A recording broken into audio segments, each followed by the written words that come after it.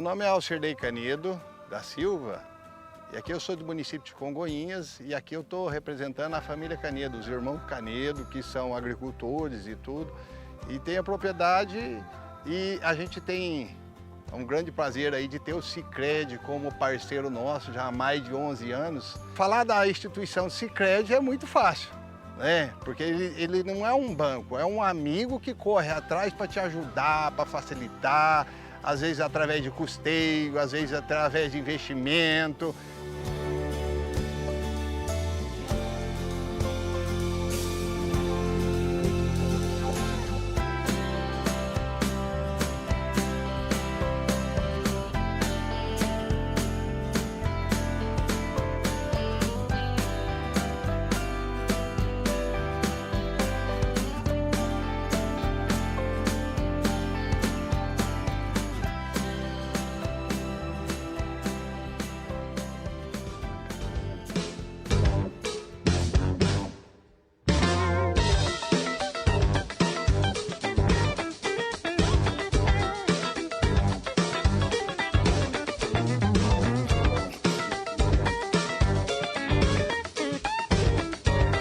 Muito bem, muito boa tarde. Alô, Cambará. Alô, Norte Pioneiro do Paraná. Está no ar mais um podcast Meu Norte Pioneiro. Sempre na presença muito elegante do meu companheiro de bancada. Esse que é uma enciclopédia também aqui da nossa região. Meu caro amigo Dudu Martins, muito boa tarde, meu caro, tudo certo? Boa tarde, Roberto Francischini, grande amigo, grande comunicador do Norte Pioneiro. Um prazer estar aqui novamente com você, dividindo esta bancada e trazendo hoje mais um convidado muito especial para o nosso podcast. Você só convidou gente de primeiro, só gente de bota de cano alto, né, Dudu? E agora a responsabilidade, né, para as próximas, manter o nível, né? Todos eles, hein? Todos, eu vi a lista, hein? Eu vi a lista de convidados, todos eles, gente que vai dar uma aula pra gente aqui nesse programa. Estou muito feliz, seja muito bem-vindo, seja muito bem-vinda. Está no ar mais um podcast transmitido ao vivo pela rádio Circulando Play. Depois está tudo disponível para os nossos canais na rede social, no YouTube, no Facebook, no LinkedIn, enfim, aonde você estiver, no Spotify. É bom a gente dizer isso aqui também, que a gente vai estar no Spotify também com esse conteúdo disponível para você, tá certo? Lembrando só mais uma vez que esse podcast ele nasceu de uma ideia, né? De um bate-papo entre eu e esse meu colega querido de muitos anos, o Dudu Martins, que surgiu com uma ideia de reunir dentro de um conteúdo, né, Dudu? De mostrar para nossa comunidade o que o Norte Pioneiro, o meu Norte Pioneiro, tem de bom, é ou não é? Deixando de lado notícias ruins, né? Trazendo as coisas boas, iniciativas bem-sucedidas, histórias inspiradoras para os nossos produtores rurais, principalmente os pequenos produtores, que são a grande maioria do nosso território, né? O que dá para ser feito nesse Norte Pioneiro, em termos de agropecuária, que dê para o produtor manter sua família na propriedade, tendo uma renda significativa, né? Fixando a família no campo, trazendo bons resultados. E aí a gente vai trazer vários profissionais ligados a várias atividades da agropecuária que vão nos mostrar aqui as coisas boas que estão acontecendo, todas as iniciativas que estão ocorrendo no Norte Pioneiro. Maravilha! Então, para isso, filho, é o seguinte: você que vai estar você que está no YouTube, no Facebook, não esqueça de dar o seu like, não esqueça de inscrever-se no canal, é o @circulandoplay, tá? Não esqueça de comentar. O comentário faz toda a diferença pra gente, porque mostra o caminho que nós estamos seguindo, se está atendendo às expectativas. É importante também que você dê sugestão, não é isso, Dudu? Sugestão é sempre muito bem-vinda, né? Sem dúvida, porque a gente está fazendo esse programa para os ouvintes, não para nós, né? Perfeito. Vamos trazer aqui os assuntos relevantes para as pessoas que estão nos ouvindo, que possam colaborar nas atividades, principalmente da agropecuária deles, em termos de desenvolvimento territorial. Maravilha! Esta é a primeira temporada que promete 10 episódios, é isso? 10 episódios. E parece que está prometendo não ser a única temporada, né? Vamos ver o que vem por aí. Isso é muito bom. Isso me agrada muito. É ou não é? Sim, senhor. Dudu, seguinte, sem mais delongas, vamos pro papo de hoje. O papo de hoje, vamos falar sobre perspectiva para a produção leiteira do Norte Pioneiro. O Norte Pioneiro produz leite de qualidade, Dudu. Dudu, quem falará sobre esse assunto? Apresente o nosso convidado. Então é uma honra trazer aqui nosso convidado Marcelo Alves da Silva, conhecido de longa data, amigo, além de um grande profissional, médico veterinário, graduado pela Universidade Federal do Paraná, tem mestrado em Ciências Veterinárias pela Universidade Federal do Paraná em 2000, doutorado em Agronomia pela Universidade Federal do Paraná em 2008, em Sistemas Integrados de Produção Agropecuária, pós-doutorado no Departamento de Reprodução Animal da Faculdade de Medicina Veterinária e Zootecnia da USP, é professor do curso de Medicina Veterinária da Universidade Estadual do Norte do Paraná, a UEMP, desde 2001. Também é professor do programa de mestrado em Agronomia da UEMP, na área de produção agropecuária sustentável. Tem experiência na área de produção de ruminantes, atuando principalmente em buiatria e produção agropecuária sustentável. E eu já emendo aqui com uma perguntinha, o que vem a ser buiatria, que eu realmente não sei. E o tema de hoje, né, perspectivas para a produção leiteira do Norte Pioneiro. Nós vamos falar sobre várias coisas, né, e também, né, e principalmente na parte técnica, a produção leiteira. Muito bem, senhoras e senhores, Dr. Marcelo Alves da Silva, seja muito bem-vindo. Que honra que você nos dá, professor, doutor, de estar presente aqui no nosso programa, trazendo um pouquinho do seu conhecimento para a nossa audiência. Seja muito bem-vindo. Muito obrigado, Roberto. Boa tarde, Duduzão. Boa tarde a todos que estão assistindo aí, que vão assistir posteriormente pelas mídias, que estará disponível, né? Muito obrigado mesmo pelo convite. Vamos tentar esclarecer, clarear algumas coisas, principalmente talvez desembaçar o óculos. Boa. Tem muita gente com óculos embaçado aí, enxergando coisa que não é, achando que é uma coisa que é de um pouquinho diferente. Então vamos tentar desembaçar o óculos. Acho que essa é uma expressão que eu acho bem bacana. Quebrar paradigmas, né? Gostei dessa aí, Trazer Dudu. luz à escuridão. Boa, boa. E nesse processo, né, eu acho que é interessante ver a própria faculdade, ela tem como um lema nosso, o símbolo da faculdade, faça sua luz brilhar. Então, eu acho assim, quem está com a luz meio apagadinha aí, vamos tirar essa redoma, vamos desembaçar essa visão aí, passar o desembaçador no para-brisa para a gente chegar para frente com cuidado, com certeza de tudo que a gente está fazendo aí. Maravilha! Ô, doutor Marcelo. Por favor, Marcelo. Marcelo. Aqui, Marcelo. Pode ser, Marcelo? Pode ser. Vamos lá. Por favor. Marcelo, você é da onde, cara? Você nasceu aonde? Quem é o Marcelo? Eu sou nascido em Cascavel, Cascavel. em 1965. Meu pai trabalhava no Bamerinos. É nascido aqui. Meu pai e minha mãe são nascidos aqui em Santo Antônio da Platina. Só puxa um pouquinho do seu microfone para você. Isso. Aí. Meu pai e minha mãe são Isso. platinenses, né? E meu pai entrou no Bamerinos e foi transferido lá para o oeste do Paraná. Tanto eu quanto meu irmão nascemos em Cascavel. Aí, em 1990, meu pai retornou para Santo Antônio. E desde lá, assim, então eu já sou... Toda a minha história como veterinário. E meu pai é produtor agrícola, tem propriedade de gado de leite, gado de corte. E... Então, toda a minha parte profissional é do Norte Pioneiro. É do Norte Pioneiro. Você se formou onde, Eu Marcelo? formei na Federal, em Curitiba. Curitiba. Em 98. Baita de uma instituição, hein? Digamos assim, os Marshall, né, os federais, então eu não tenho nada que só falar coisa boa de lá. Qual é a sua turma? A minha turma lá, na verdade, a gente não tem muita... É considerado como uma turma de 1998. 98. Não tem numeração lá, porque é uma das faculdades mais antigas do Brasil. Ela foi fundada em 1928, mas a veterinária lá vem da década de 50. Então é um dos cursos mais antigos do Brasil. Agora, o curso de veterinária partiu de influências familiares? Não, Como assim, sempre eu falei que ia ser veterinário, mas a tua pergunta foi uma pergunta interessante. Quando nós voltamos, meu pai voltou para Santo Antônio da Platina, e como já tinha propriedade rural, eu passei a acompanhar mais a rotina da propriedade, né? E a gente via lá os animais ficando doentes, né, tendo as dificuldades, e aquilo, cada animal que ficava doente me motivava mais para estudar e entender o que estava acontecendo.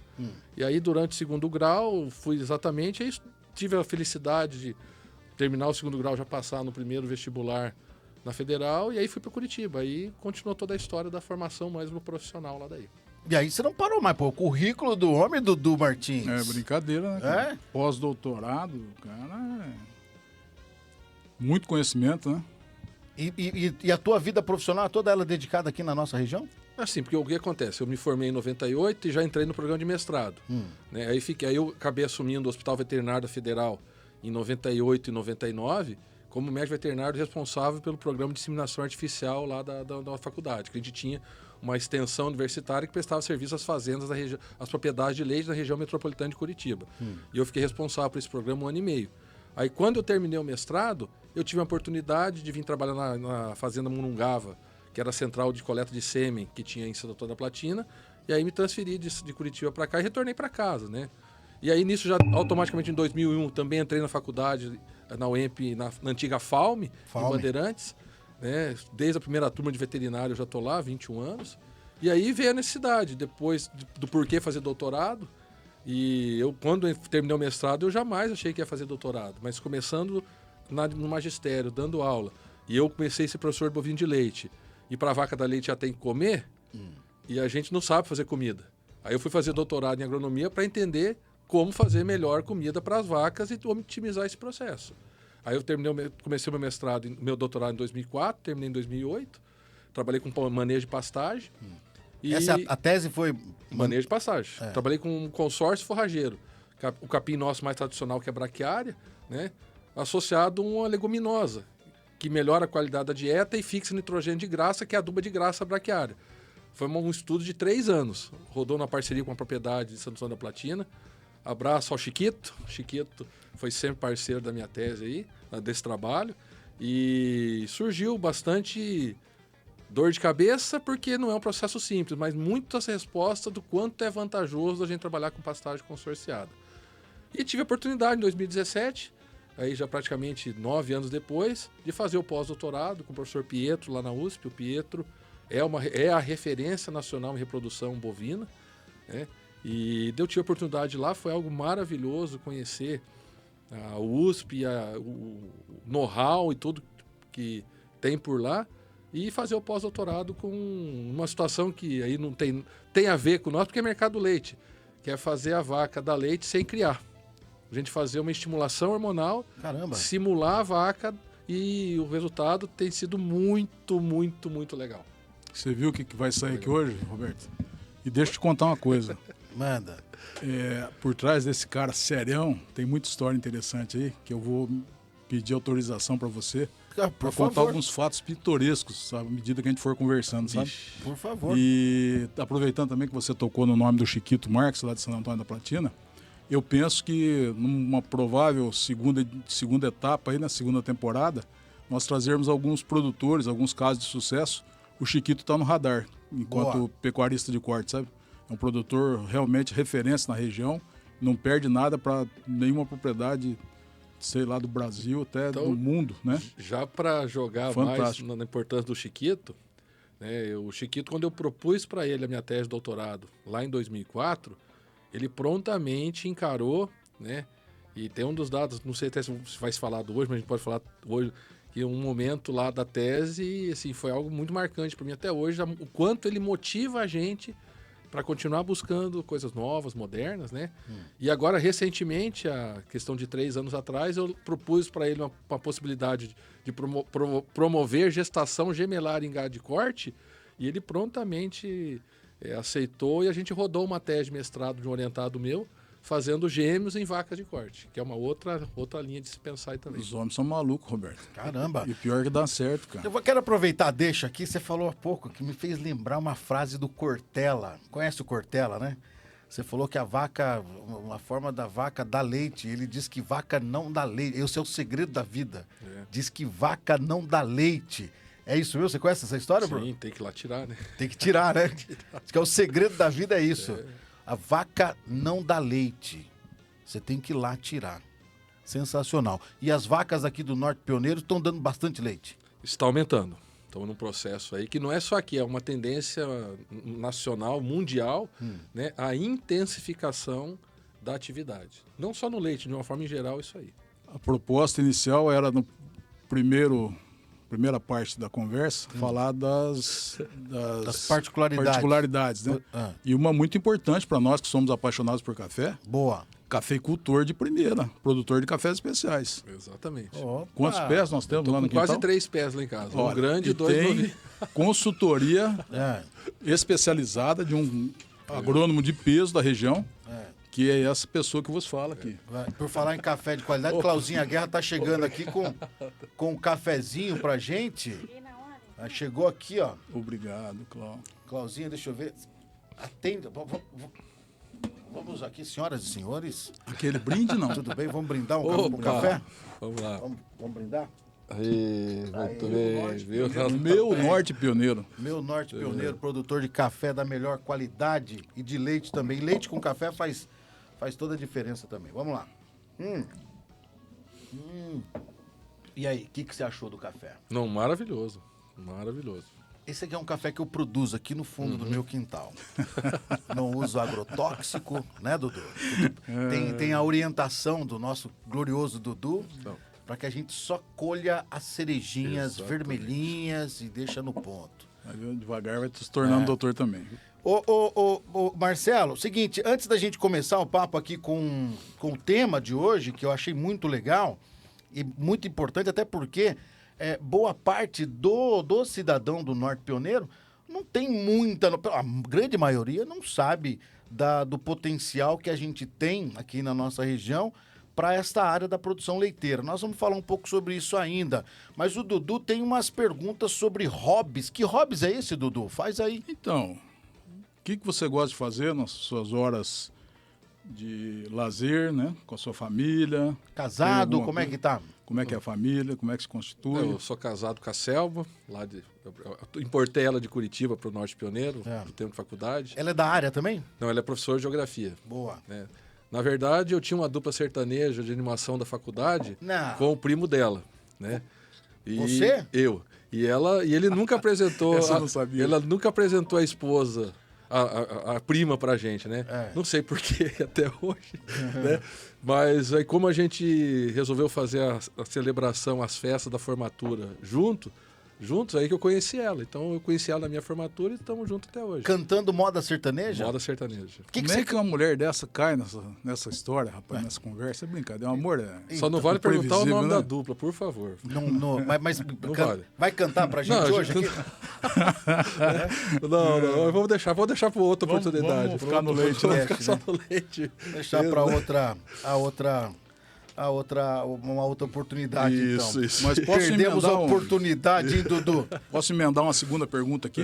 Manda aí, pô. Hoje, na UEMP, como professor lá da UEMP, quais os trabalhos e as pesquisas que você tem conduzido, Marcelo? Além dessa questão de parto gemelar, quais as novidades aí que estão aparecendo, né, que você tem trabalhado? Hoje, assim, eu não vou falar só de mim, vou falar do programa, então, de mestrado lá da agronomia. Perfeito. Porque a linha nossa, lá no programa tem 2 linhas de pesquisa. Uma linha que é a parte de sanidade agrícola, né?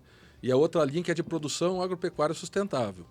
Nessa linha de produção agropecuária sustentável, nós temos um programa lá hoje do professor Rony, que é referência nacional em aplicação de agrotóxicos, que ele tem uma van equipada com um monte de aparelhos, junto vai um drone que faz as análises e quantifica tudo isso na propriedade e traça um relatório para o produtor de como está a rotina de aplicação dos inseticidas, dos agroquímicos de uma forma geral. E é um trabalho chamado Desata, é um trabalho de referência nacional hoje na parte de aplicação de agroquímicos.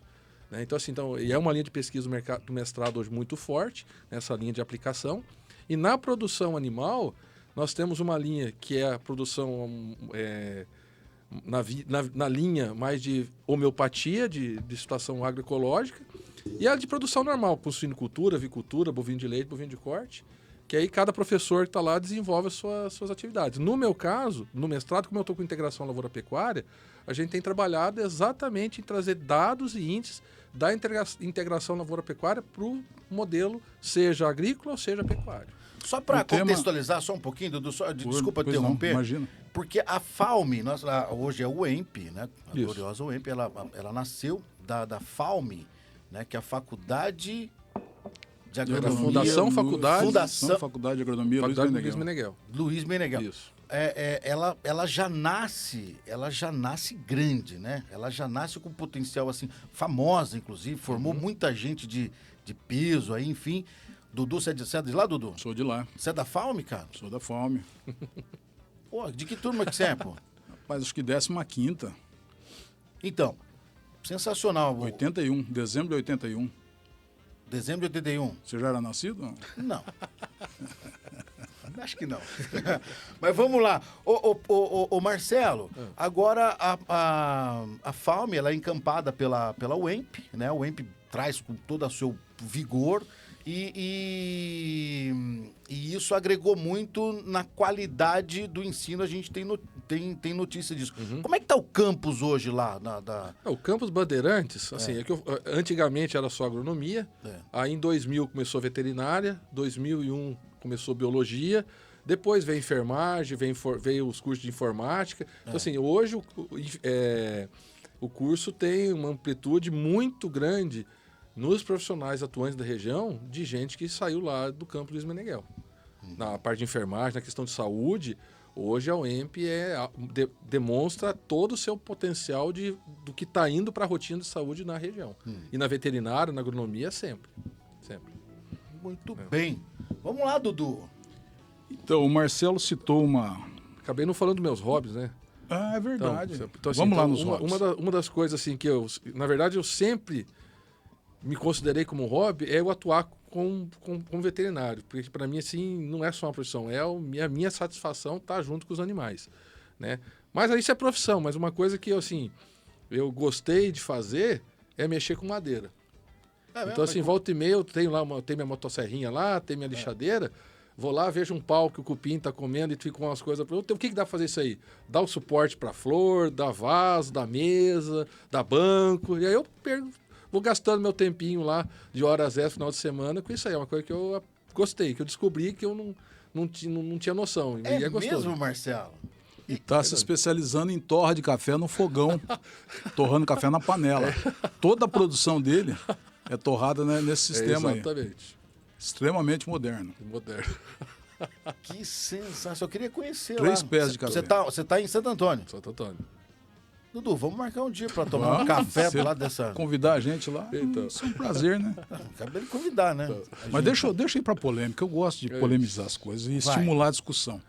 O Marcelo falou em agrotóxicos, depois falou em agroquímicos. Eu acho que agroquímicos fica uma palavra mais técnica, né? Sim.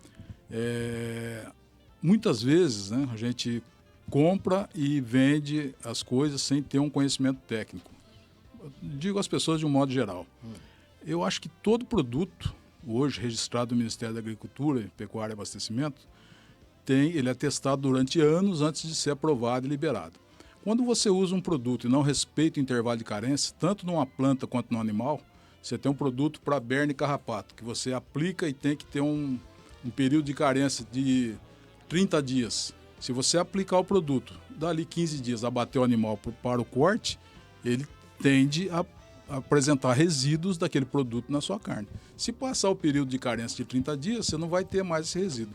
Então, é importante salientar que a questão de ser um produto orgânico ou convencional, você pode ter ambos com qualidade, que fazem bem para a saúde, né, e não ter problema com resíduo. Muitas das vezes, a maioria das vezes, problemas com resíduos químicos nos alimentos vêm da má aplicação, da falta de observância dos intervalos de carência. Não sou defensor de usar produtos químicos e nem orgânicos. Eu acho que cada pessoa tem que ter o direito de escolher aquilo que é melhor. Logicamente que um produto orgânico é mais sustentável, mais saudável, né? A filosofia da produção do produto, sem importar nada de fora da propriedade, é mais sustentável, viável, né? Enfim. Mas só para ressaltar isso, eu gostaria que o Marcelo fizesse uma observação aí no tocante à produção animal. Beleza, Dudu. A questão é a seguinte, respeito. O que é certo é certo. Nós temos 2 formas de fazer. O certo e o que não é tão certo. Eu estou na faculdade e eu vou falar o que é certo. Se alguém quer fazer o que não for certo, é problema dele e vai arcar com as consequências, né? Então, assim, a fala que o produto orgânico é mais sustentável, eu não sei se eu teria a coragem de falar isso. Ah, não, porque o produto orgânico não tem agrotóxico, agroquímico. Eu concordo, porque ele não pode. Para ele assinar a produção orgânica, tem todo um protocolo para ele seguir. Quem vai no convencional pode usar, só que não pode entregar com resíduo. Então, para aquilo que é feito de forma certa, eu vejo que o produto final para a sociedade é a mesma coisa, não tem. O que eu acho muito bacana para quem vai à produção orgânica ou até mesmo agroecológica, ele ter uma visão filosófica muito bem estabelecida, que isso eu acho muito bacana. Que quem vai só para o comercial, a filosofia é ganhar dinheiro ou ter retorno econômico, deixa algumas brechas aí para algumas coisas acontecerem. Eu acho que é isso que nós temos que ponderar. Opa, o que é certo é certo. Então assim, porque se eu for falar, né, que quem aplica um remédio, já vamos falar no leite, de mastite, e não respeita o período de carência, tá errado. O que eu vou fazer? Por que eu estou dando lá no curso de veterinária, que eu estou ensinando como tratar, se eu vou falar que uma vaca que ganha antibiótico não pode ser produtora de leite? Uma vaca que está em produção orgânica, se ela ganhar antibiótico, ela tem que ficar X período, muito além do que é o medicamento, para ela voltar à produção orgânica. Se eu vou falar que toda aplicação de agroquímico na agronomia, para levar alface, frutas para o mercado, não tem respeito de carência, o que a faculdade de agronomia está ensinando para os agrônomos que está formando profissional? É para fazer coisa certa. Então eu não vou, se tem gente fazer coisa errada, fiscalização, tem que ir lá, tem que multar, tem que prender, tem que, independente de quem for. Eu trabalho com profissionais que vão fazer coisa certa. Então não é para esconder nada, então assim, tem que ser transparente. E quando se utiliza as boas práticas agronômicas, os produtos, os alimentos são seguros, né? São seguros. E outra coisa, as contaminações também não são só químicas, né? Podem ser físicas e biológicas. Física, quando você tem um caco de vidro lá na tua farinha de trigo, que num processo de produção acabou caindo um resíduo físico lá. Ou uma contaminação biológica, um micro-organismo que pode te contaminar e até te levar à morte, né? Então não é só a questão química. E a diferença do fornecimento no nutriente de forma química e forma orgânica, o nutriente é o mesmo, por exemplo, nitrogênio para a planta. Ele pode ser fornecido na forma de ureia, que é prontamente disponível, solúvel, com alta concentração de nitrogênio, pode ser um esterco já compostado, né, que vai fornecer o mesmo nutriente, só que de uma forma mais lenta, mais natural para a planta. Perfeito, Demarcinho. E aí, quando a gente vai para a produção sustentável, a primeira coisa que eu vejo de sustentabilidade, né, é estabilidade econômica. A segunda coisa, quando a gente vai para uma produção sustentável, é otimizar ao máximo os recursos que eu tenho na propriedade. Então, se eu tenho uma produção animal, bovino de leite, suíno, aves, eu não aproveitar esse esterco para minha produção agrícola é um desperdício. Esse é o processo que a gente tem que entender, na questão um pouquinho filosófica. Opa, quanto menos eu depender de recursos externos, mais sustentável a minha propriedade vai ser. Então, assim, qual que é o começo, qual é o final? O começo é começar a não desperdiçar nada. O final, cada sistema de produção vai ter seu limite. Então, acho que a gente tem que ter esses critérios para a gente trabalhar. Semana passada teve aqui o Paulo Moraes, do IDR de Japira, falando de produção orgânica, produção em estufas, né? E ele citou o exemplo do tomate orgânico, que hoje tem até uma tecnologia tão bacana que a produção é a mesma do convencional. Maravilha. Com um custo 50% menor. E ele fala, por que o produtor não vai produzir orgânico? Não tem lógica. Um pacote desse, né? Não tem lógica. Fantástico. Então, a tecnologia onde está chegando, né? Usando a natureza a favor da produção, né? Eu acho que é isso que a gente tem que fazer, tentar imitar a natureza, que ela é perfeita. Exatamente. Né? Muito bem. Marcelo, agora é o seguinte, a produção o tema, né, que nós estamos falando de produção leiteira no Norte Pioneiro, como é que está a nossa produção aqui na nossa região? Como é que estão os produtores? Está organizado? Como é que está essa situação? Legal, Roberto. Então eu quero agradecer ao Sidney, que é o coordenador de leite do IDR. Vou falar a Emater, porque para nós aqui é a Emater, que é lá de Venceslau Braz. Eu entrei em contato com ele para ter esses dados mais atualizados aqui e ele me disponibilizou. Quero agradecer a todo o pessoal do IDR e da Emater que está junto com a gente aí na promoção do leite no Norte Pioneiro. Então, hoje, né, nós estamos o Norte Pioneiro produz por dia algo em torno de 450 mil litros de leite por dia. Né?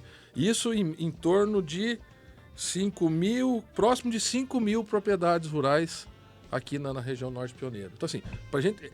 O que eu queria falar do leite? O leite é uma das poucas atividades que nós temos no Brasil que está presente em 100% dos municípios.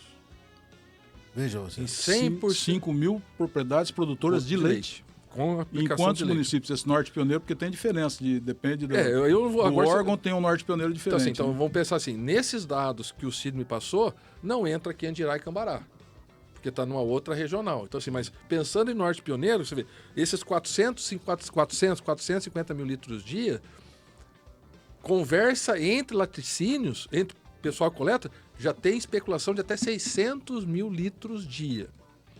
Aí entra um pouquinho, onde que vai até onde um coleta, o outro coleta, né? Então, assim, você vê, hoje aqui, falando assim, Laticínios Quatiguá, a Capal, o Jussara, a Carolina e as associações, você vê, tem várias fontes de coleta. Então, eu não sei até que ponto está 100% preciso todas essas referências em termos de coleta, mas entre 400 e 600 mil litros de leite sai do Norte Pioneiro.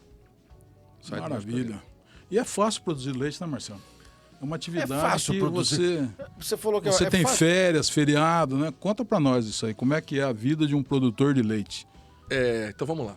Meu pai foi produtor de leite, pô. É? Não tem férias, não tem nada disso. Dudu. Aí você me fez lembrar, Dudu, agora uma palestra que eu estava dando em Santa Amélia. E eu falando pro produtor de leite. Aí professor, quem produz leite é a vaca, não sou eu. Que bela resposta, hein? Eu não sou produtor de leite. Aí eu falei assim, quem que abre a porteira do piquete pra vaca ir pastejar? Sou eu. Quem que põe a comida no coxo da vaca pra vaca comer? Sou eu. Então o senhor tá ajudando ela a produzir.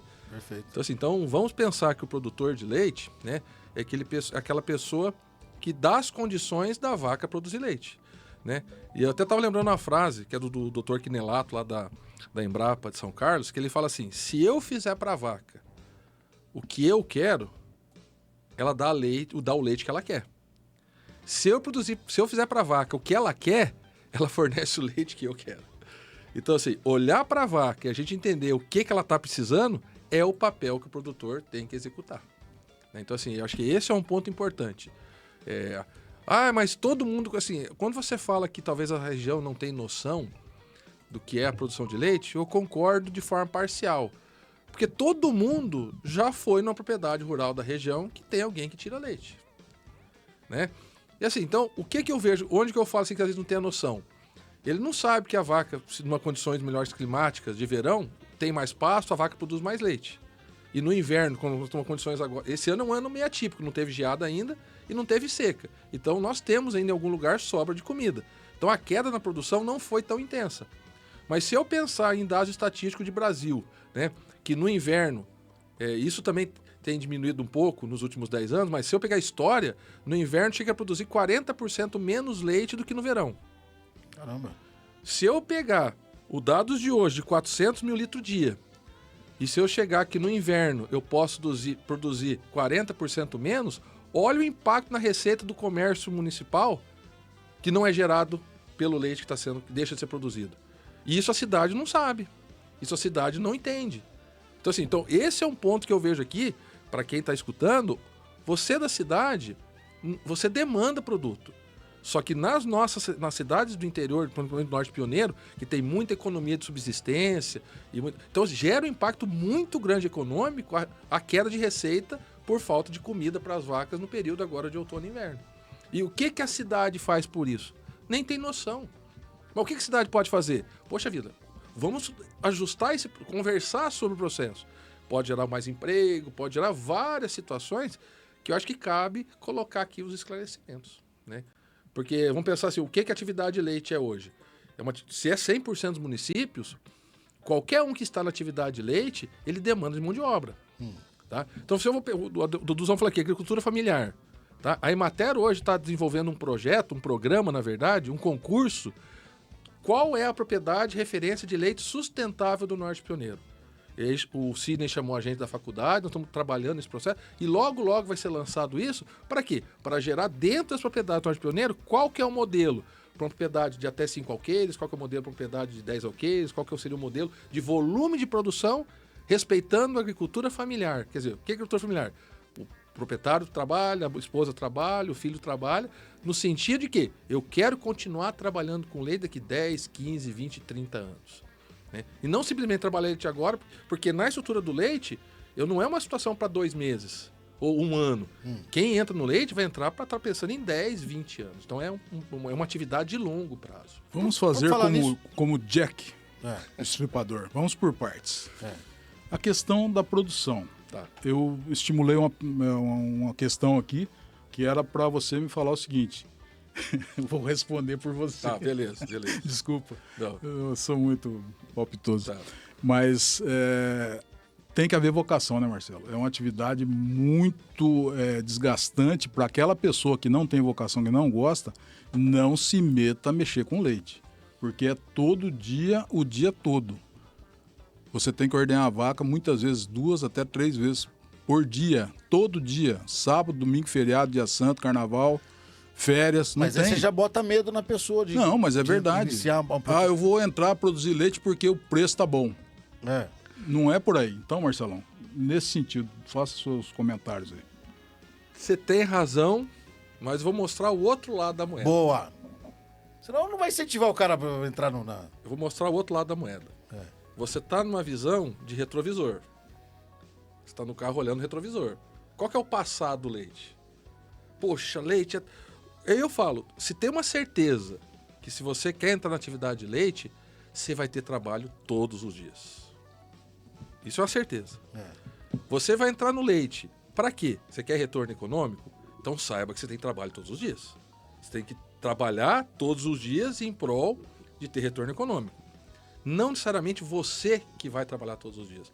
Por isso que eu vejo hoje, pessoal, assim, tudo, uma situação de muito... O que é agricultura familiar, o que é estrutura familiar para a produção de leite e o que é a produção de leite empresarial. Tá? E aí são 2 situações que é a mesma coisa, mas não é a mesma coisa. Então, assim, se eu pegar dentro de uma família, que se é produção familiar, o cara não vai ficar reclamando de leite todo dia. Porque não é. Porque qual que é o tempo que ele vai dedicar no leite na agricultura familiar? Talvez 2 horas por dia, 3 horas por dia. Qual que é a aplicação? Vou dar um exemplo. Fazenda Francana, lá em Ponta Grossa. Em 2015, foi eleita a melhor fazenda de leite do Brasil. Eu tive a oportunidade de conhecer eles lá, tive lá semana retrasada com eles. O que é fantástico lá? 4 ordenhas por dia. É aquela que a vaca escolhe a hora da leite? Não, essa é do robô. Essa é do robô. Essa é do robô. Tá? Que é o que eu quero falar daqui a pouco. São 2 equipes de trabalho. Poxa, mas se você quer fazer 4 ordenhas, você tem que ter uma estrutura de trabalho para isso. E no fim tem que se pagar. Tem que ser economicamente viável. Eu vou pegar como experiência aqui, desculpa interromper a sua linha. Não, conclua, por Então, favor. aí, como o Dudu falou, quando a vaca vai ordenhar sozinha? Nós também tivemos uma orientada minha, a Jéssica. A Jéssica hoje está no doutorado lá na Federal do Paraná. Ela ganhou um prêmio nos Estados Unidos pela tese de mestrado dela, que foi bem-estar em vacas durante a ordenha. Essa fazenda de Arapoti tem 6 robôs, cada robô 80 vacas. O que foi a tese dela? Quantificar risco de mastite e produção das vacas na ordenha robotizada. O que foi maravilhoso a gente perceber? A vaca que produz mais leite chegou a ser ordenhada 7 vezes por dia. Imagina a vaca sentir o úbere cheio, o desconforto e lá no robô para aliviar. E aí no robô ela come um pouquinho mais. As vacas que foram ordenhadas mais vezes chegaram a produzir 30% mais leite. E com relação à ocorrência de mastite em relação ao processo robotizado e não robotizado? Assim, a questão qual que é a vantagem do robô? Ele te faz a análise do leite em cada ordenha. E aí já fica lá no computador. Opa, essa vaca aqui hoje produziu leite com um pouquinho mais alterado que essa ordenha agora das 5 da tarde. Tá diferente o leite do que foi ordenha das 10 da manhã. Individual, Marcelo? Individual por teto. Fantástico, hein? É absurdo e fantástico, Dudu. Imagina você chegar lá 3 horas da tarde, tá no computador, na tela do robô, a vaca 18 e a vaca 37 vai ver que tem coisa errada. É fantástico. É outro mundo. É outro. Mas vamos falar assim, esse cara sofre? Não. Não sofre. Por isso que eu falo assim, as coisas estão ajustando. Sofrer, Dudu, você não sabe o que é sofrer pra tirar leite, Dudu. Você não sabe. Eu Você sei. não faz ideia. Eu nasci numa família de retireiro. Os caras, acordar 4 da manhã, um frio dos infernos. Eu sou do mato, cara. A gente produzia leite. Eu sei, mas... No estado de Ribeirão Claro. Dudu. Ouro Grande. Ó, é tempos modernos. O Marcelo falou aqui, ó, olhar pra frente. Esse probleminha de coluna que eu tenho hoje, de pegar latão de leite, quando eu era molecão. Aquela história de banquinho, de subir, amarrar o pé da vaca, o rabo da vaca, essa coisa não existe mais. Já foi. Já foi. Agora, uma pergunta que eu gostaria de fazer pra você é o seguinte: produção. Nós falamos de agricultura familiar e tal. Começa com quanto pra ser rentável Tá aí uma pergunta que eu não vou nem pensar em responder, Roberto. Porque depende. A resposta depende. Então vamos pensar assim, o que a agricultura familiar quer? Pois se ela quiser leite só para ter uma nutrição, ele tendo 2, 3 vaquinhas é o suficiente. Quanto de leite precisa uma família por dia?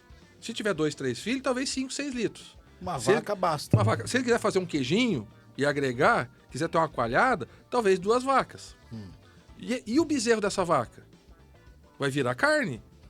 Então ele vai usar uma raça que produz um bezerro bom de carne, que vale a pena. Essa vaca não vai ter coxo, não vai ter aquela ração elaborada. Então tem que ser uma vaca mais rústica. É diferente de alguém que vai estar no processo intensificado, que vai fazer 4 ordenhas, essa vaca tem que produzir 50, 60 de leite por dia. Então tem toda uma estrutura. É o que eu sempre falo, pessoal. Eu quero andar na Castelo Branco, tá? Eu posso andar de Fusca lá? Pode. Pode. Você vai andar 80 por hora? Anda, mas o Fusca vai urrar. Vai urrar, tá? E se eu quiser andar no autódromo de Interlagos? O Fusca vai urrar do mesmo jeito para 80 por hora. Só que se eu quiser andar com uma Ferrari, na Castelo Branco tem o limite de 120 por hora. Mas no de Interlagos eu ando a 300 por hora. Falei isso em aula hoje. Quem compra uma Ferrari vai sair procurando o preço da gasolina entre posto? Não. Para pegar mais barato? Por que não? Por que não? Porque não vai. Ele tem dinheiro para comprar uma Ferrari, vai pegar a melhor gasolina, mas não está preocupado em pegar a melhor gasolina, está pegando a gasolina que desempenha porque a Ferrari pode desempenhar. Quem tem um Fusca vai estar preocupado em comprar gasolina top? Vai funcionar com qualquer coisa. Cachaça consegue funcionar o Fusca. É isso. Então, assim, cada coisa no seu lugar. Agora, se eu pegar uma Ferrari e quiser andar ir lá em Bandeirantes e ir para Santa Amélia, não sai do asfalto. Quer dizer, até no asfalto pegar uma lombada não passa. Então a gente tem que ajustar o que, onde.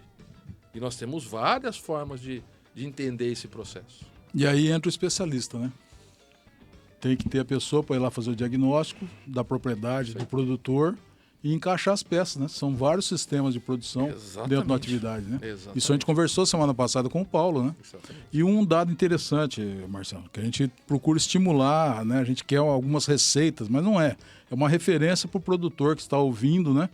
Por exemplo, o Paulo nos trouxe aqui a informação que uma família, um casal, com 3 mil metros de estufa de tomate, ou seja, 3 estufas de 1.000 metros, dá um pouco mais de 1/4 de hectare, ele consegue fazer um faturamento anual de 180 mil. Seria um faturamento mensal de 15 mil, né? Certo? Então, já daria para hoje, nas condições de hoje, né, com tomate orgânico, ele conseguir sobreviver. Um casal, né, ter trabalho o tempo todo, não precisar ter gente de fora e ter uma produção legal, que sustenta a família. No caso do leite, por exemplo, eu tenho 5 alqueires, 12 hectares e um pouquinho, né? Eu consegui, de área produtiva. Eu conseguiria fazer um faturamento de quanto? Demar, assim, o que eu posso te falar é o seguinte, eu participei do Fórum Paranaense de Desenvolvimento da Cadeia Pecuária, Desenvolvimento da Cadeia de Leite do Paraná, em 2012, lá em Curitiba, e onde a gente saiu desse fórum com um tema, com uma referência, que eu acho que é muito legal para isso aí. O que seria uma produção de leite sustentável para o Paraná? Tá? Produzir 40 litros de leite por dia por hectare. 100 litros de leite por dia por alqueire. Se quem tem 10 hectares, multiplica então, por 10. Então, 5 alqueires, uns 500 litros. 500 litros. Quem que produz em 5 alqueires hoje no Paraná? 500 litros. Então, assim, é muito pouco.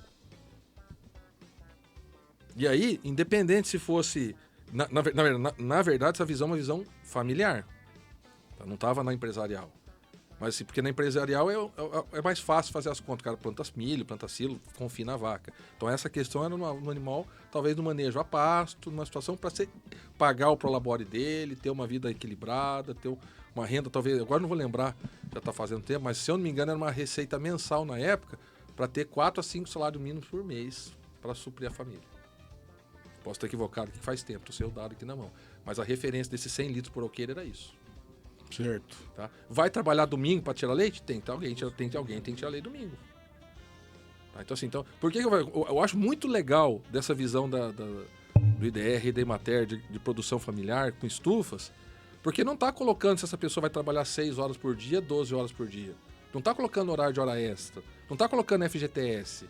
Não está colocando hora extra para sábado, domingo. Ele é dono, ele é proprietário, ele tem que trabalhar para colher, para produzir. Beleza. Então, veja, é uma situação completamente diferente de quem vai ter uma atividade maior, que tem que ter funcionário, tem toda a legislação trabalhista que ele tem que seguir. Que aí não está muito na questão familiar. É a questão de lei do trabalho. E o mais bacana, né? Agronegócio. O cara com 3 mil metros quadrados, de repente, com 6 mil metros, já pode trazer 1 ou 2 filhos que estão fora, exatamente. Voltar para a propriedade, ter uma qualidade de vida muito melhor que numa cidade grande. Exatamente. Custo de vida baixo, saudável, né? Vivendo no campo, uma coisa maravilhosa.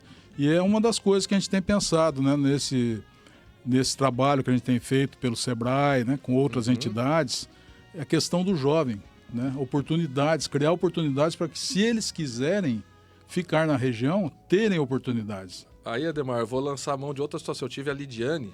A Lidiane, ela é instrutora do Senar, do programa Jovem Agricultor Aprendiz, que através dela, e levando os alunos lá na faculdade, eu a convidei para fazer mestrado com a gente lá, para traçar o histórico do JA para essa pessoa que fez e o que essa pessoa estava fazendo no momento, já aí 7 anos depois, no mercado de trabalho. E foi uma pesquisa fantástica, que o que a gente descobriu com esses egressos, né? Aquela pessoa da cidade que chamava os outros do sitião, ó o caipirão lá, a qualidade de vida do sítio, hoje tem luz elétrica, hoje tem celular, hoje tem água, tá? E por característica de não ter trânsito, um ar mais limpo, hoje a cidade está vendo a qualidade de vida do campo. Então, assim, o JA é um trabalho, eu acho que assim, nessa visão aqui, eu acho que de pensar no agricultor, já fica a dica aí, trazer a Lidiane aqui, que ela hoje é instrutora do Senar paranaense, ela está assim, bastante atuante, ela é professora no curso de agronomia da Unopar, né, na Embadranense, assim, eu acho que é uma pessoa bacana para me falar, esse perfil do jovem que fez o JA e como ele está na família dele, que ele, em vez de olhar o processo, a hora que eu chegar aos 17 anos, eu vou vazar para a cidade para trabalhar, o que eu ganho a mais de ficar na propriedade, fazendo aumento de produção de uma forma mais respeitando o meio ambiente, respeitando toda a questão econômica e qualidade de vida na propriedade rural. Vamos traduzir para o pessoal que está escutando, né? O que é JA? É o Jovem Agricultor Aprendiz, é um programa do Senar, né? Um programa do Senar. Ligado à FAEP. Pô, o Senar é bom, hein? É top. O Senar é bom, hein? É top. Conheço muitos cursos do Senar, muita gente. Caramba, muito legal. Gente, é o seguinte, eu tô aqui com o Marcelo. O Marcelo, ele é professor, enfim, tá dando uma aula aqui pra gente.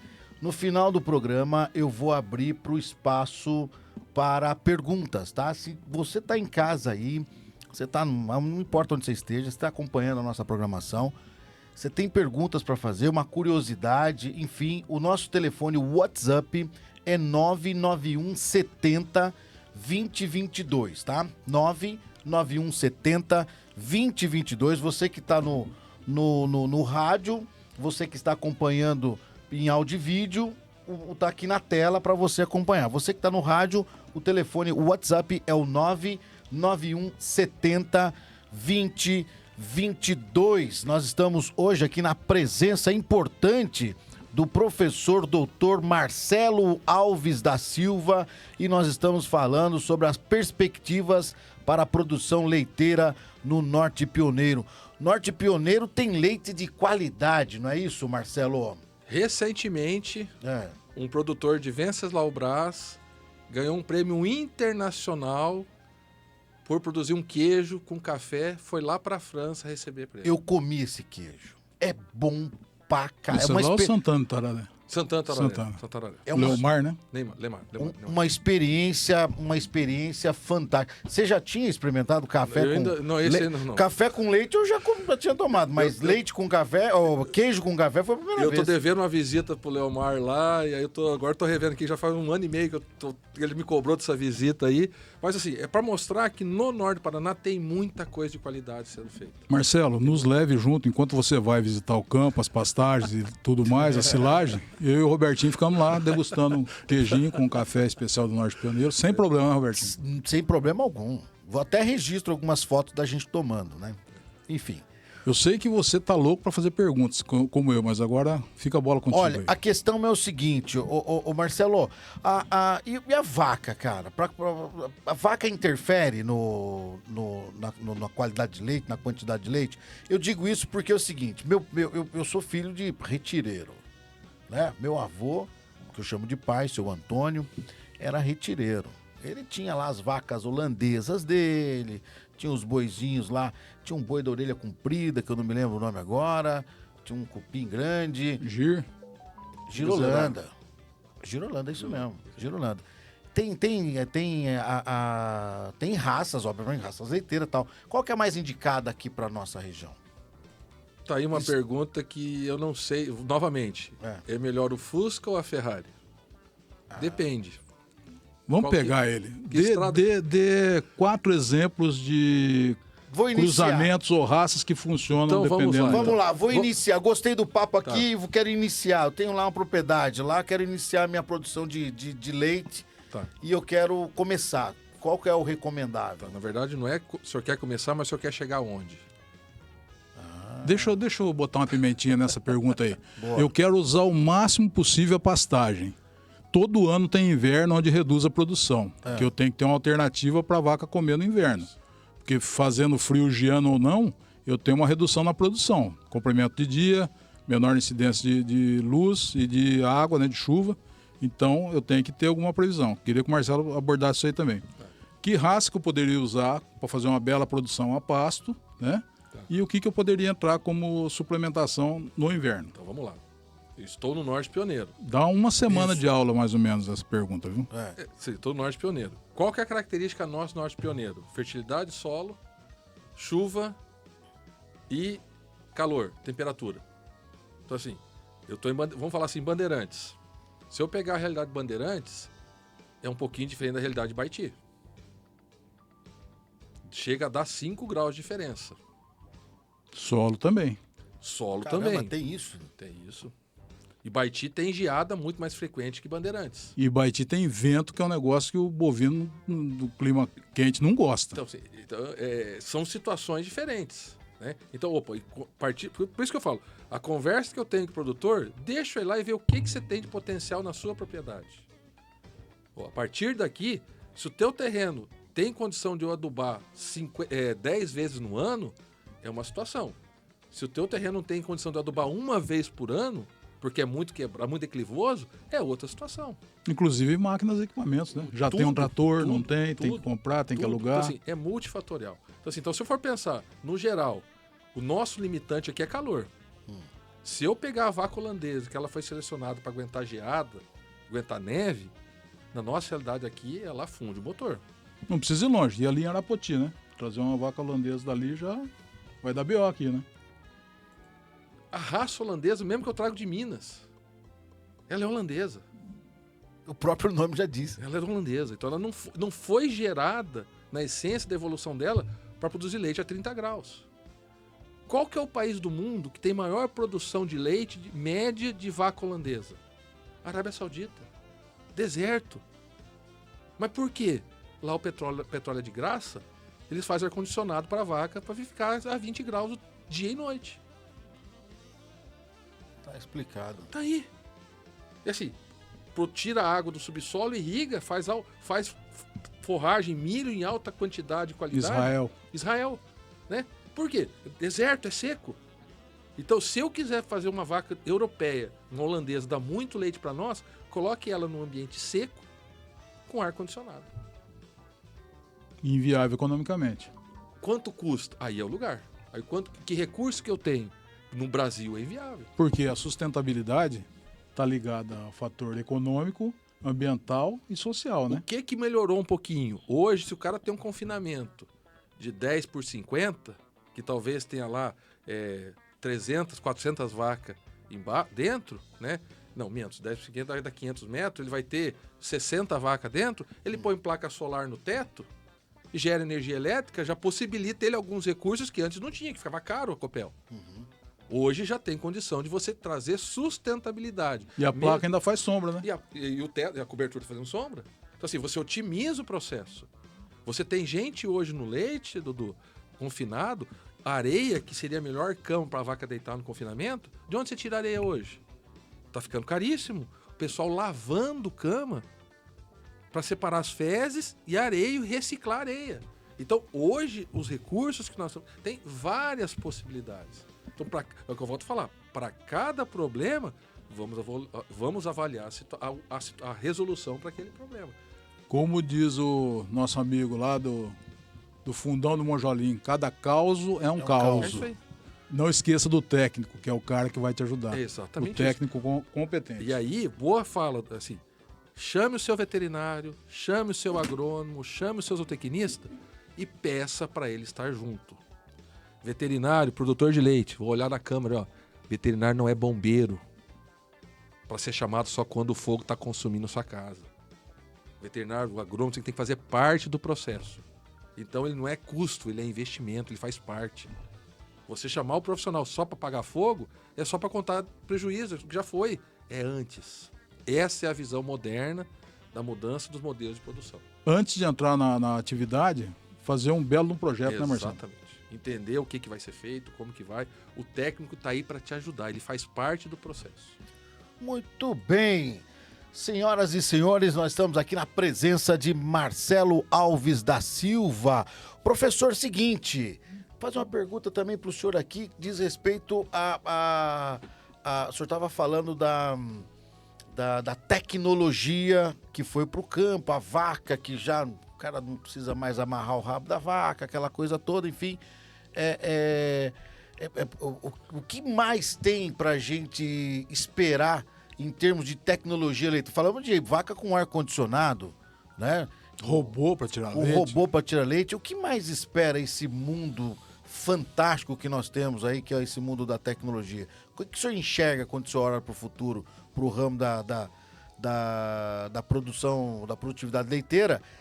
E em que ponto nós estamos aqui no Norte Pioneiro? O que eu vejo é o seguinte, nós viemos de uma colonização extrativista. Tá? Isso aí está acabando. Tá acabando. Então, assim, e aí que vem a fala do professor Quinelato. Preciso fazer o que a vaca quer. Para ela produzir o leite que eu quero. Então, assim, se eu vou pegar uma vaca holandesa, que tem a melhor processo de seleção para a produção de leite é a vaca holandesa, eu preciso perguntar para ela, o que eu preciso fazer para você para você produzir o leite? Qual que é o desafio? A média de produção das vacas top há 30 anos atrás era 35 litros. Hoje eu estou falando de 70, 80. Vamos ter agroleite agora em Castro no mês de agosto. Vai ter vaca dentro da agroleite produzindo 115 litros num dia. Caramba! E agora tem esse leite em Arapoti também, né? Então, mas assim, o top é agroleite. Então, na de Arapoti até pode ter vaca no torneio leiteiro produzindo isso. Mas eu tenho certeza que os produtores estão para levar sua Ferrari, o foco está lá em Castro, na agroleite. Então, assim, eu acredito, a recordista mundial de produção de leite é uma vaca mineira, girolanda, que produziu 123 litros de leite em um dia. Se você ordenhar os tetos da vaca de um lado, ela tomba. Desequilibra. Verdade. Exagera. O Marcelo sabe disso, né, Marcelo? Não existe isso, né? Medos. Fábio Rogério Bettini mandando um abraço para você. Outro, Fabião. Seguinte, perguntas aqui do ouvinte. A questão é o seguinte, professor. Primeiramente, está te cumprimentando. Opa. Andréia Machado. Tá. A Andréia está perguntando aqui para o senhor o seguinte. Essa produção, ver vacas, né, que esse ubre cheio, isso daí essa pesquisa, esse investimento em tecnologia não faz mal pro animal? Novamente, eu preciso... Aí vou responder respondendo a tua André pergunta. Machado. O que eu vou ver para frente? Para frente, na produção de bovinocultura leiteira, é bem-estar animal. Mas o bem-estar animal, não que a vaca é coitadinha. É eu fornecer para a vaca o que ela precisa para produzir o leite que eu preciso. Por que a ordenha robotizada veio para o mundo? Por causa do custo da mão de obra na Europa. Então não tinha mão de obra, o custo alto, investindo em robô para tirar leite. Hoje, depois dessa tese da minha orientada, que ganhou o prêmio lá nos Estados Unidos, eu vejo que a ordenha robotizada é um baita de um elemento de bem-estar para a vaca. Porque se eu tenho uma rotina de mão de obra que tem que treinar 3 vezes por dia e a vaca teria que ser ordenhada 5 porque o ubre dela está muito cheio, ela está sofrendo, porque ela está ficando com o ubre muito cheio. Porque na rotina da minha mão de obra ela ia ser ordenada 3 vezes. No robô, se ela vai a hora que ela quer, ela vai ter uma situação de melhor bem-estar, porque não vai ficar com aquele ubre estourando de cheio. A hora que começa a gerar um incômodo para ela, ela vai lá e é ordenhada. Essa vaca de 123 litros por dia, recordista mundial, imagina ela andando, carregando esse peso todo, Isso, né, não anda, até chegar na ordenha seguinte. Então, Talvez a pergunta da Andréia esteja muito mais vinculada àquela questão da prática da ordenha uma vez por dia, né? Aquela que o cara tirava leite de madrugada, Então, 4 da manhã. Quanto que a vaca do seu avô produzia por dia a hora que você acordava às 5 horas da manhã? as boas, 3 litros. Um pouquinho mais que isso, 10 litros. 10 litros. 10 Aí o litros. bezerro ficava com a vaca até 2 horas da tarde. Quer dizer, se a vaca ficou das 2 da tarde até as 4 da manhã a produzir 10 litros, das 4 da manhã até as 2 da tarde ela produzia 3.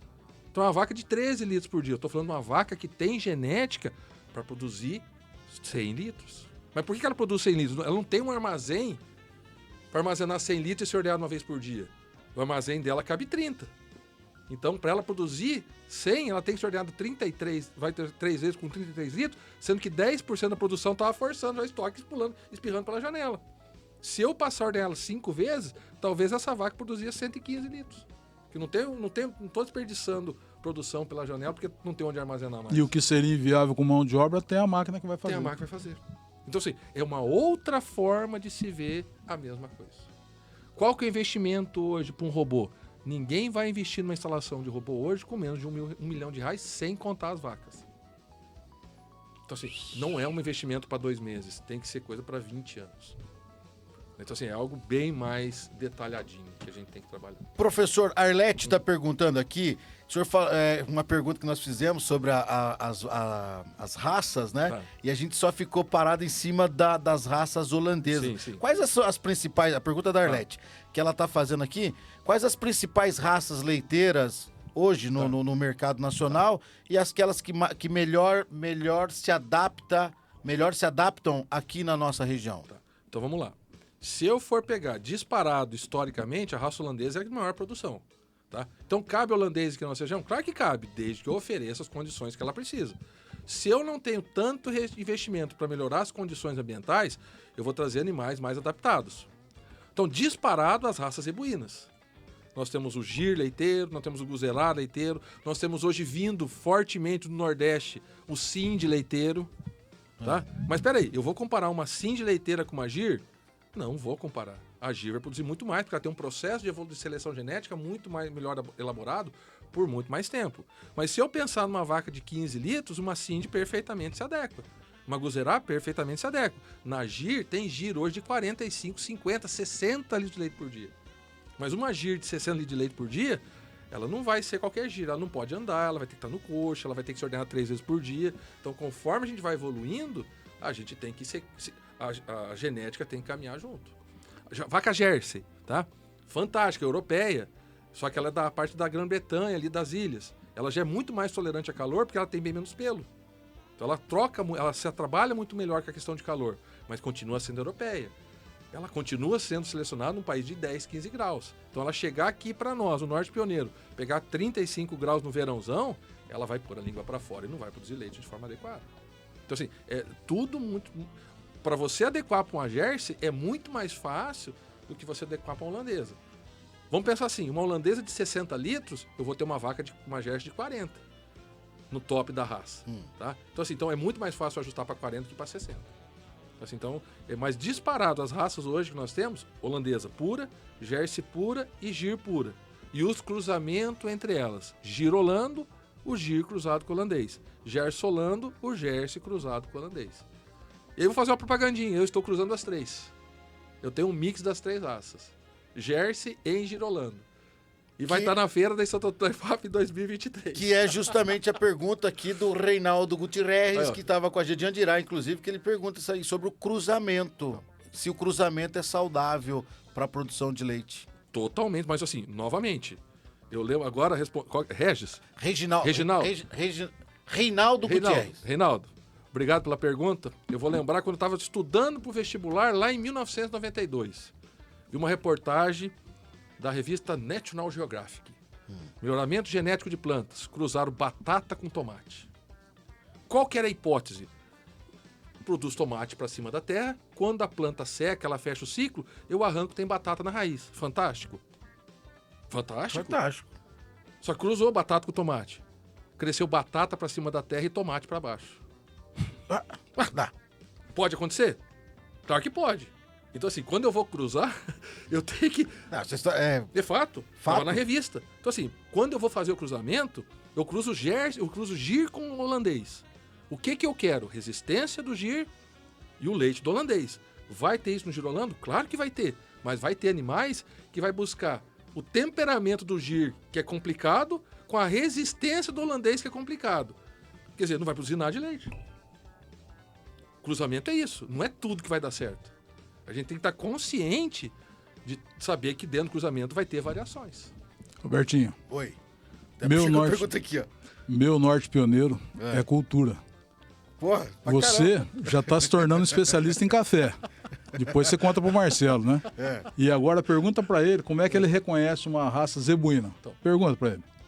Como é que você reconhece uma raça zebuína? Por causa por causa do cupim. Eu? Que funciona como? Como um refrigerador. Viu? Tá vendo? Meu norte pioneiro. É, tô sabendo de tudo É, aqui. O Dudu Então que o Dudu não nos escute. é. A barbela e o refrigerador do cupim, perfeito. Ele consegue sair de uma temperatura de 37 graus externa e consegue baixar para 32. Mas o normal era 28. Então ainda continua com calor. Tá vendo, Duduzinho? Tá vendo aí, não? O buraco é mais embaixo. Ô, professor, seguinte, olha, mais uma pergunta aqui. Quem quiser fazer perguntas, ainda temos mais um tempinho ainda. 991 70 20 22. O Marcel pergunta aqui pra gente, pro senhor, sobre, você falou de qualidade do leite, do gir, e tal, enfim. A diferença em termos de produto de uma vaca para outra? Então, assim, acho que é importante a gente falar aqui que qualidade do leite, nós temos 2 grandes ambientes. Marcel. Marcel, para falar em qualidade de leite, nós temos 2 grandes ambientes muito diferentes.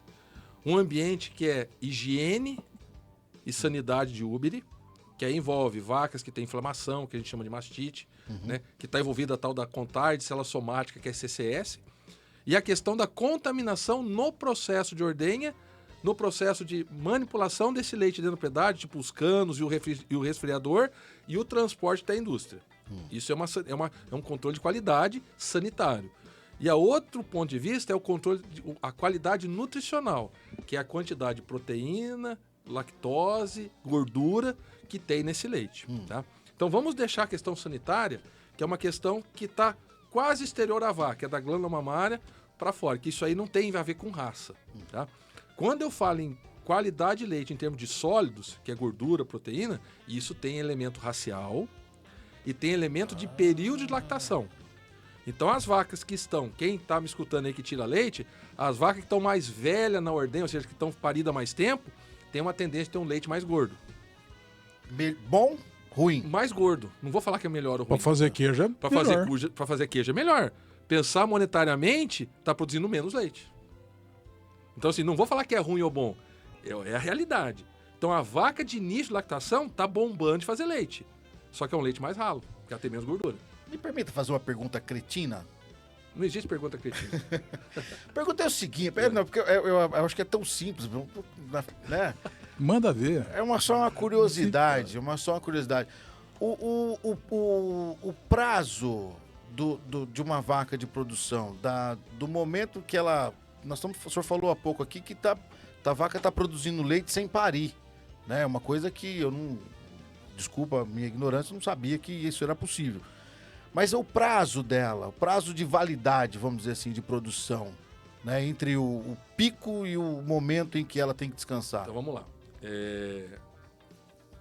Nós trabalhamos na ciência uma padronização, tanto que toda publicação, você vai no catálogo de SEMI, você vai ver, está padronizado para 10 meses, 305 dias, entre ela iniciar a lactação e parar. Por que esse processo? Porque nós trabalhamos com uma meta do intervalo entre partos de 12 meses. Porque a vaca tem que parir novamente para ela voltar no leite. Então, se ela tem que ter um período de descanso, que a gente chama de período seco, de 60 dias, para ela ter um parto com intervalo de 365, ela tem que estar 305 dias na lactação. Como a gente trabalha, os primeiros 45 dias é fase inicial que está aumentando a produção de leite. A fase de 45 a 90 é a fase de pico, que ela mais produz leite.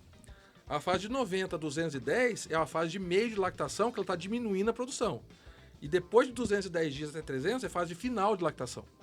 Então, da fase de pico, quando ela começa a diminuir a produção de leite, ela começa a aumentar o teor de gordura. Por que isso é fisiológico? Porque a célula começa a cansar.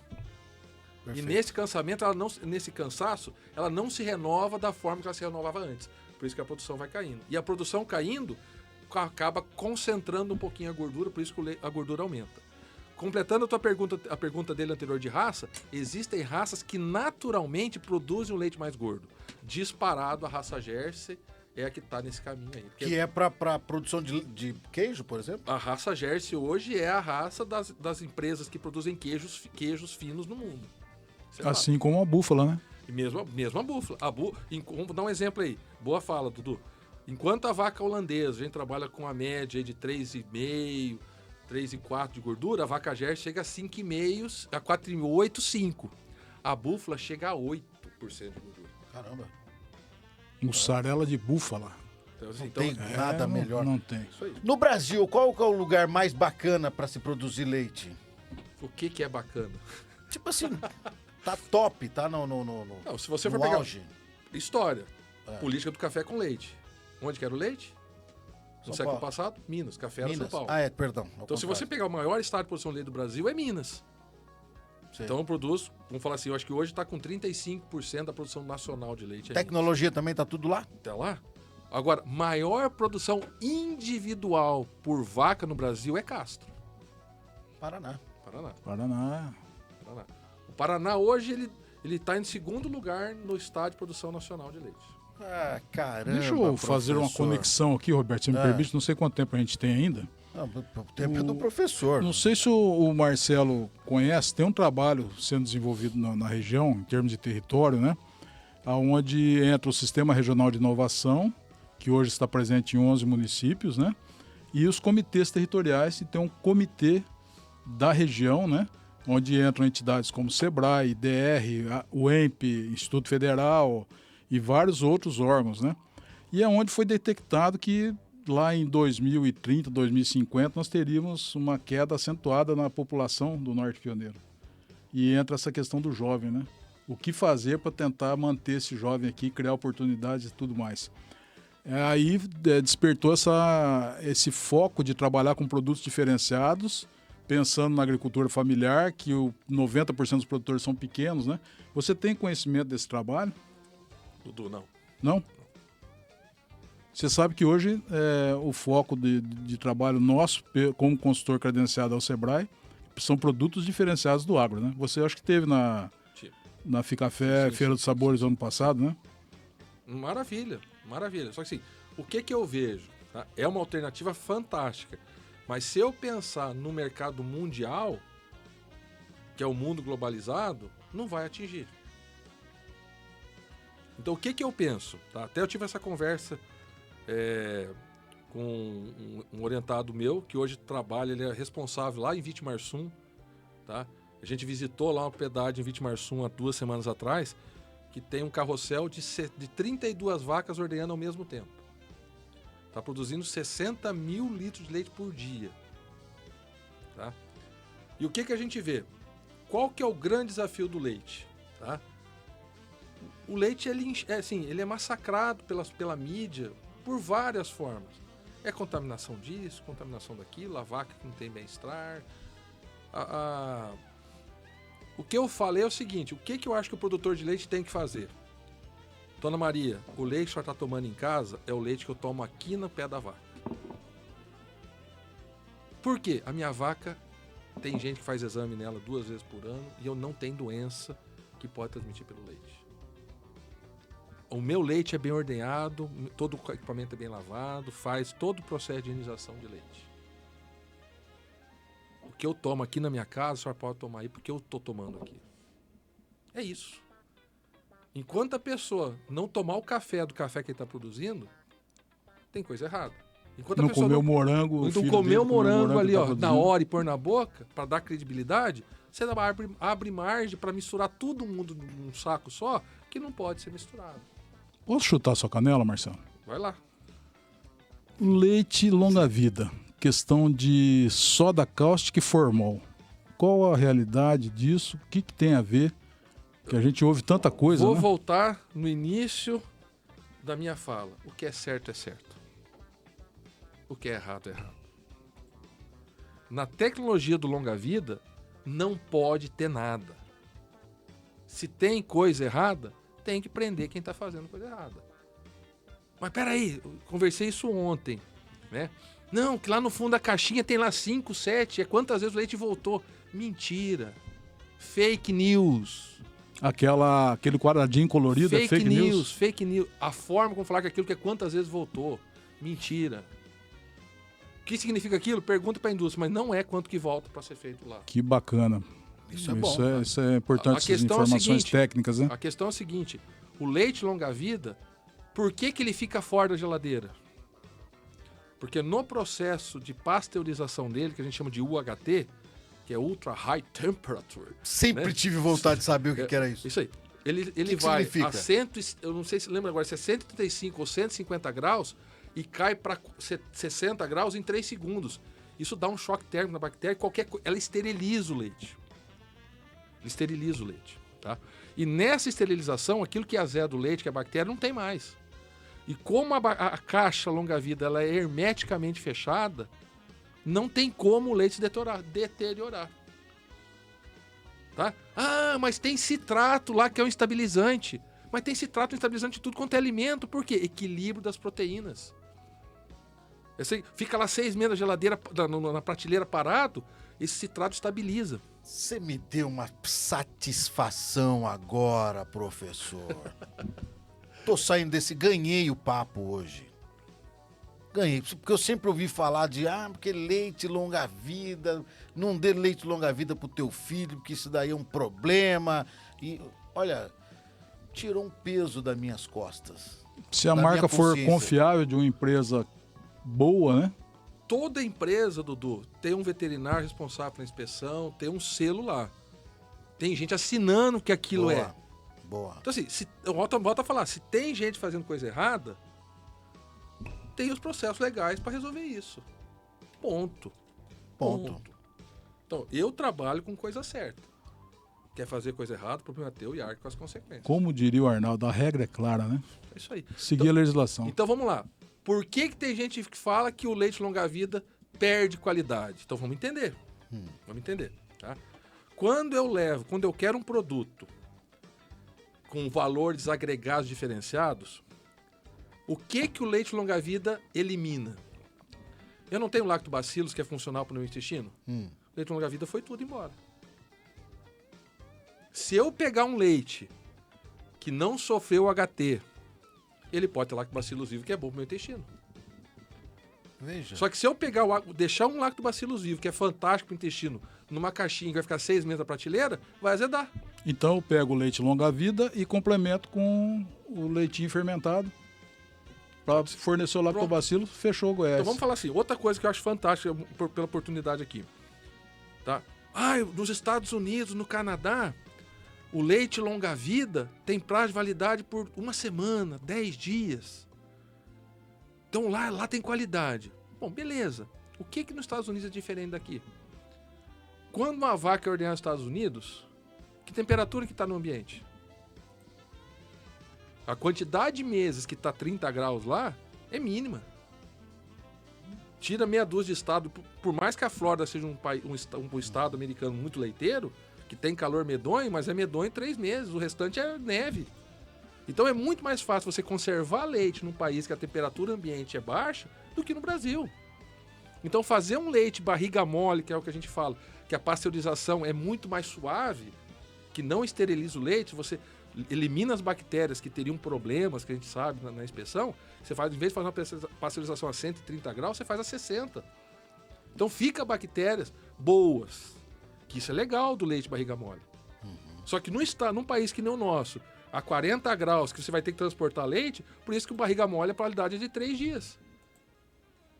Que a pasteurização é de uma forma que não elimina todas as bactérias, fica as bactérias legais, boas, só que se ficar na prateleira vai azedar. Então assim, óbvio, o leite longa-vida esteriliza. As proteínas, pelo calor, perde um pouquinho do valor nutricional dela. Só que enquanto alimento, continua sendo fantástico. Continua sendo fantástico. Sensacional. Que aula, hein? Que aula. Gostou ou não? Pra caramba, pô. Pra caramba. Você tem que voltar, professor. Tem que voltar. Olha, o Evandro, de Bandeirantes, tá aqui, ó. O Esquerdinha, perdão. O Esquerdinha, José Roberto Esquerdinha, de Bandeirantes, tá mandando um abraço pro senhor aqui, ó. Um abraço, Zé Roberto. Ô, professor, olha, cara, não posso te segurar muito, porque eu sei que já abusei do horário. E eu quero deixar aqui em aberto, né? Para que o senhor fale aí pra gente aí, para as suas considerações finais, né? Para que o senhor fale pra gente sobre o que não foi perguntado e que você considera importante deixar registrado aqui nesse papo. Bom, para o produtor de leite, você é produtor de leite. Você precisa dar as condições para que a vaca produza o melhor leite nutricionalmente e sanitariamente. Tá? Produtor, leite não é martírio. Leite não é sofrimento. É uma atividade econômica que tem suas dificuldades como qualquer outra. Talvez ela um pouquinho mais porque é um processo diário, não tem folga. Tá? Mas é um produto, é uma garantia que todo mundo... É aquilo que eu falei, é a única atividade, uma das poucas atividades que tem em todos os municípios do Brasil e tem consumo em todos os municípios do Brasil. Então você tem segurança que vai ter retorno econômico, vai ter gente que vai consumir o seu produto. Você da cidade, que está comprando leite, independente de onde você está comprando, independente, tá? Quando você for comprar, pergunte a origem. Pergunte para a pessoa que está entregando leite na sua casa, tá? De onde está vindo esse leite? Eu quero ir lá conhecer. E veja, é isso que a gente precisa, separar o que está certo e o que está errado, e é isso que eu falo, tá? Nós temos que valorizar quem faz bem feito e quem faz mal feito precisa aprender a fazer bem feito. E a única forma é a gente separar as coisas. Então assim, leite é alimento nobre. Nós somos mamíferos. Cuidado com essa conversa que leite, se fosse bom, leite a gente só mama quando é filhote, o único que toma leite a vida toda é homem. Cuidado com isso, é o ser humano. Cuidado. Boa. Cuidado. Leite é alimento completo. Ovo é alimento completo. Mel é alimento completo. Não pode ter contraindicação. Boa. Não pode. Então é isso que eu falo. Converse. Ah, não, mas leite é gordo, tem gordura, vou tomar desnatado. Queime energia. Você está comendo muito x-salada, o teu consumo de gordura está em excesso. Não é o leite que vai pagar o pato. Não é a gema do ovo que vai pagar pato. É o teu sistema de vida que tá... E assim, você prefere... então seja sincero, eu não vou tomar mais leite porque eu como x-salada, eu como um monte de outras coisas, frituras. E aí beleza, não vai falar que é o leite que é ruim. Então é isso que eu queria falar para vocês. Consciência. Resumindo, consumidor, ouça um técnico antes de passar para frente informações, né? E produtor, aprenda a conversar com a vaca, escutá-la, né? Isso, exatamente. Você sabe, para finalizar aqui, você sabe, pegando o gancho no que você falou aí, professor, já fazendo o meu agradecimento aqui muito especial, hoje o Instagram mostra cada coisa, né? Tem todo mundo com uma solução para tudo, você viu, né? Você tem acompanhado isso. Esses dias eu falei assim, não, eu vi alguém falar que não se deve tomar leite de vaca, porque o ser humano não foi feito, é diferente. O peso do bezerro é um, o peso da criança é outro. Mito ou verdade? Não, é o que eu falo. Por que o pessoal fala isso? Porque existe uma situação que é muito mais fácil você diminuir o consumo de leite pensando numa visão que a vaca sofre. Opa, tem coisa errada que acontece? Tem. Vamos fazer a coisa certa. Boa. Vamos fazer a coisa certa. Né? A questão do valor nutricional do leite, tem muito trabalho médico hoje, pesquisa. Quem é esportista, pare de tomar água depois do exercício, tome leite. Repõe líquidos, sais minerais, proteína e energia. Então, assim, tudo depende da forma como você quer entender o processo. Então, assim, cuidado. Acho que, assim, é um alimento completo. Leite faz parte da necessidade nutricional do ser humano. 3 alimentos top: leite, ovo e mel. Toda nutrição animal e nutrição animal, ela é embasada nesses três, porque do leite você faz um ser, do ovo você faz um ser e do mel você faz um ser. Não precisa de outro alimento. Chique, hein? Sensacional. Calorosa salva de palmas pro nosso convidado. Caramba, Dudu, você acertou de novo, hein? Rapaz. Agora, Professor. um momento muito importante, Opa. se você me permite. Por favor. Como todos Por favor. os convidados passam por este momento de reconhecimento, Aí, nós ó. temos uma lembrancinha para você, Nossa, Dudu. doutor Marcelo. Tá aí, doutor. Uma pena, Espero- rapaz, tinha tanta história para contar ainda, Pois rapaz. é, mas ele volta. Você volta, né, doutor? Volto. volta, né? História de 2 amigos que tomaram um carreirão de uma vaca Nelore lá em Abatiá. Vai ficar pra próxima. Maravilha, brigadão. E aí, gostou ou não? Personalizado, hein? Legal. Isso aqui é um mimo da gente aqui, Ô, joia. tá? Maravilha. É o material de campanha Legal. que a gente usou pra divulgar a tua vinda aqui, Opa. tá certo? E pra você levar lá e Ah, guardar bom. e tomar um bom Nossa, leite. viu o lado de cá? É? Ô, nossa, rapaz. Aí, ó. Cara. Ô, brigadão, Deus abençoe aí. Ô, legal. Exatamente o material de campanha Agora que a você gente... toma aquele café especial teu, Oh. com leite Opa. de boa qualidade, Legal. uma caneca. Legal. Professor, olha, muitíssimo obrigado por você ter vindo aqui, dedicar um pouco do seu tempo para nossa audiência. E tá aberto aqui para novos papos. Volta aí. Não, eu acho que assim, fica o contato seu, até mesmo para valorizar o Circulando, a rádio. Qualquer dúvida que vocês ficaram da apresentação, passe pro Roberto. Boa. O Roberto passa pro Dudu, ou pode passar direto para mim, a gente vai Perfeito. resolvendo, aí vai respondendo aí e faz o caminho aqui para esclarecimentos Boa. de que se acha necessário dentro do processo. Legal. Tem Instagram, professor? Eu Você tenho tem mais- eu- mídia social? Não, eu tô começando agora, né? É. Então assim, mas o meu e-mail da faculdade é masilva@uemp com N de norte, né? uemp.edu.br. Mas eu preferiria que entrasse em contato com você até mesmo para manter essa nossa Boa. contato aqui e valorizar o que é a Rádio Circulando. Maravilha. O telefone, o WhatsApp é o 991 70 20 22. Professor, muitíssimo obrigado. Você não tem ideia de quanto eu tô feliz. Ficou alguma coisa pra trás, Dudu, que vai ficar para outro dia, né? Vai ficar para outro dia, né? Para outro dia. Então, olha, professor, mais uma vez, muitíssimo obrigado. Leve todo o nosso carinho para tua família lá. Amém. Bom retorno pro senhor e volte quando quiser, tá bom? Pessoal, antes de qualquer coisa, cuidado com o telefone sem fio. Boa. Ver, julgar e depois repassa. Ver o que procede e o que não procede. Fique com Deus. Maravilha. É isso aí, Dudu. Valeu, hein? Valeu, obrigado, Marcelão.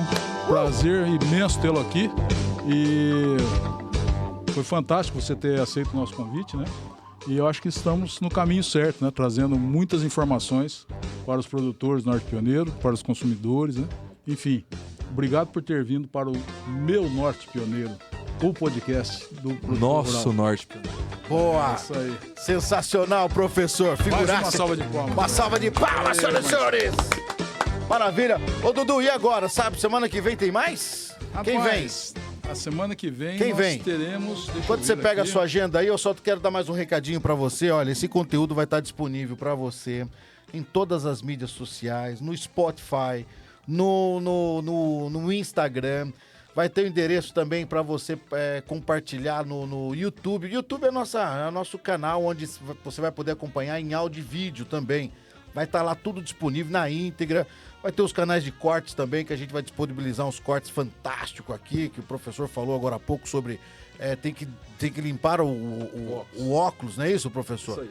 Sensacional. Por isso, que você vai estar no YouTube, não esqueça, qualquer mídia social que você vai encontrar esse material, não esqueça de dar, no caso do YouTube, o tal do joinha. É importante que você inscreva-se no canal, acione o sininho para você saber se a gente está entrando no ar. Enfim, comente. Importante você comentar, porque através do seu comentário a gente vai saber se a gente está indo na direção certa ou não. Tá certo? Dudu, quem vem aí a semana que vem? Semana que vem, a Silvinha Almeida Ruiz Martins, consultora em gestão de pessoas, instrutora e mentora em desenvolvimento humano e autoconhecimento, Caramba, credenciada ao Sebrae, vai falar o tema autoconhecimento e desenvolvimento territorial, desenvolvendo o Norte Pioneiro a partir do desenvolvimento de si mesmo. Outra convidada Olha só, de peso, hein? Muita coisa de Sensacional. dentro do coração, né? Maravilha. Vamos explorar todo o conhecimento da Silvinha. Show. Obrigado mais uma vez. Eu que agradeço. Um abraço. Grande abraço a todos que nos acompanharam aí. Maravilha. Tchau, gente. A rádio fica com você que está no rádio, permaneça aí, porque tem uma programação musical sensacional. Amanhã, às 10h30 da manhã, estarei aqui de volta com o nosso programa, circulando no rádio, e o podcast Meu Norte Pioneiro volta na próxima quarta-feira com a Silvinha Almeida para um bate-papo muito especial. Show, né? Show de bola. Valeu. Fiquem todos com Deus. Tchau. Tchau, tchau.